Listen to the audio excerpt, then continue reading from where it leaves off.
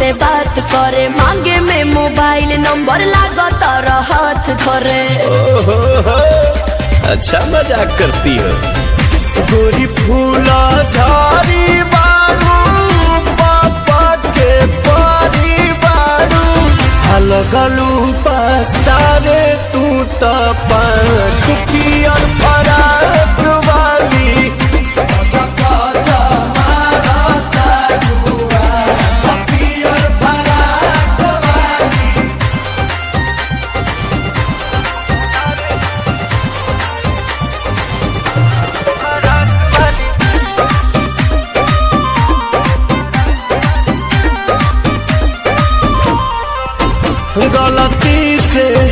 गलती से ये जान टकरा गई हो, गलती से।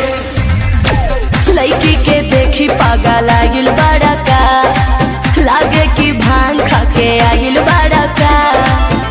करत इशारा बारू कहत आवारा बारू, भड़केलू कैलो मजाक पियर